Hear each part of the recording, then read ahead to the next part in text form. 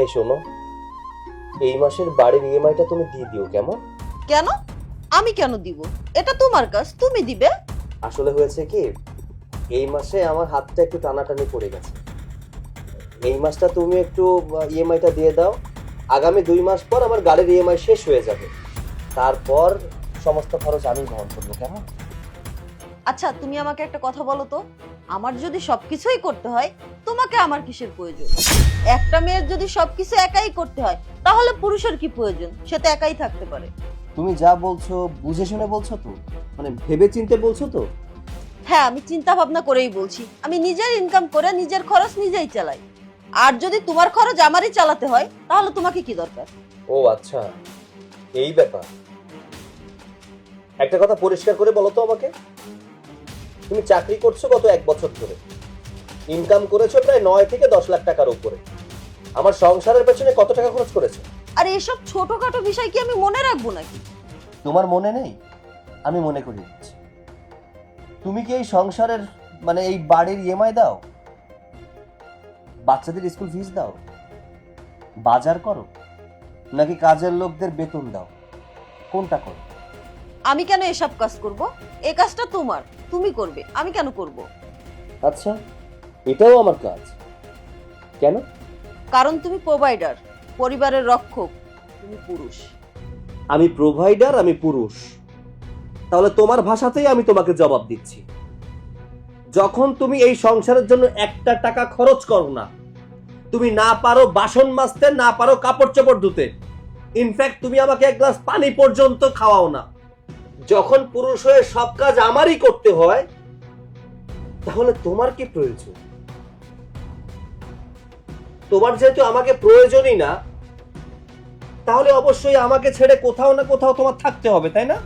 ওই বাড়িতে থাকলে বাসা ভাড়া দিতে হবে, বিদ্যুৎ বিল দিতে হবে, কাজের লোক রাখলে তার বেতন দিতে হবে, আর স্ট্যাটাস বজায় রাখতে গেলে অবশ্যই গাড়ির প্রয়োজন, যাতায়াতের জন্য গাড়ির প্রয়োজন, তাহলে গাড়ি কিনলে তার ইএমআই দিতে হবে। আর হ্যাঁ, তুমি তো রান্নাও করতে জানো না। যেহেতু রান্না করতে জানো না, রাঁধুনিও তোমার রাখতে হবে। রাঁধুনি রাখতে হলে তাকে বেতন দিতে হবে, হয়তো তোমার সংসারের কাজ করতে হবে, নয়তো অফিসে যে অফিসের কাজ করতে হবে। এই সব টাকা তুমি যদি যোগ করো না, তাহলে তোমার বেতনের থেকে খরচের টাকাটা বেশি হবে। তুমি বাইরে গিয়ে থাকতে পারবে, তুমি সব খরচ করতে পারবে, কিন্তু এখানে থেকে একটু খরচ করবে সেটা করতে পারবে না। কত চমৎকার চিন্তা ভাবনা তোমার, তাই না? তোমার টাকা তোমার আর আমার টাকা আমাদের। তোমার মনে আছে, তোমার চাকরির আগে একটা কোর্স করতে চেয়েছিলে, সেই কোর্সের সমস্ত টাকা কিন্তু আমিই দিয়েছিলাম। কই, কখনো তো আমি সেই টাকার খোটা দেইনি তোমাকে। আমি প্রতি বছরে 35 থেকে 40 লাখ টাকা ইনকাম করি। আমি 25 লাখ টাকা গাড়ি কিনেছি, 3 কোটি টাকা দিয়ে বাড়ি কিনেছি।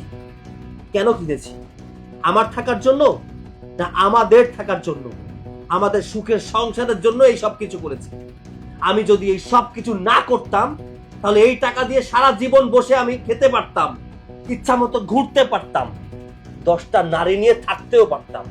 বিয়ে করা, সন্তান জন্ম দেয়া, এত কিছু কি প্রয়োজন ছিল একটা পুরুষের?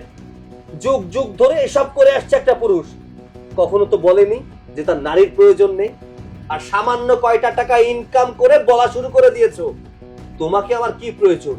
একজন নারীর জীবনে একটা পুরুষের কি প্রয়োজন? তুমি যদি এই মুহূর্তে আমাকে ছেড়ে চলে যাও, তাহলে আমি অনাশায় 2-3টা মেয়ে রাখতে পারবো। আমার ইএমআই এর কোনো চিন্তা থাকবে না, আমি আরাম আয়েশে দিন কাটাতে পারবো। এরপরও আমি তোমার সাথে কেন থাকতে চাই জানো? কারণ একটা মানুষের পার্টনার দরকার, যে কিনা তার সুখে দুঃখে সবসময় তার পাশে থাকবে।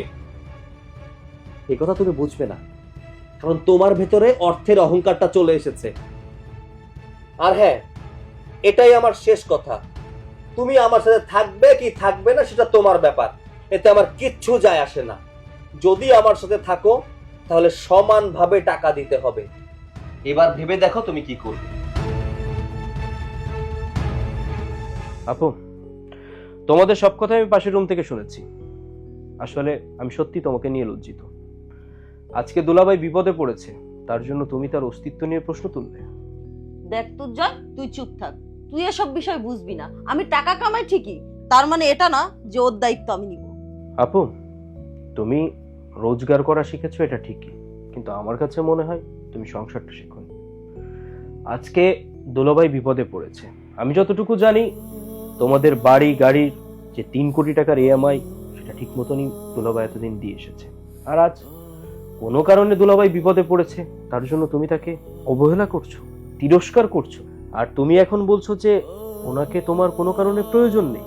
সূর্য, ও ভাবছে ওর 10 লাখ টাকা দিয়ে সারা জীবন কাটিয়ে দেবে, কিন্তু ও একটাবার বুঝতে পারছে না এই ছাদটা হারালে ওর থাকতেই এই 10 লাখ টাকা শেষ হয়ে যাবে। হ্যাঁ দুলাভাই, আপনি ঠিকই বলেছেন। আর আপু, স্বাবলম্বী হওয়া মানে অহংকারী হওয়া না। আর স্বামী স্ত্রী মানে মালিক আর চাকরের সম্পর্ক। আর স্বামী স্ত্রী মানে 2 চাকার সাইকেল, এক চাকা যদি বসে পড়ে তাহলে আর এক চাকায় আপনি আপনিই বসে পড়বে। আমি পরিষ্কার জানিয়ে দিচ্ছি, এই পরিবারে যদি তোমার বোনের থাকতে হয় তাহলে সমানভাবে টাকা দিতে হবে।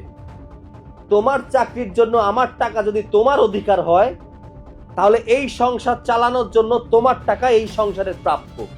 আর একটা কথা, আজ ইগো দেখাচ্ছ, কিন্তু একটা কথা মনে রেখো, কাল একা হয়ে গেলে এই টাকাই তোমাকে শান্তি দিবে না। হয় দুলাভাইয়ের কথা অনুযায়ী এই সংসারের সবকিছুর ভাগ নাও, আর তা না হলে তুমি তোমার পথ দেখো, একা চলে যাও।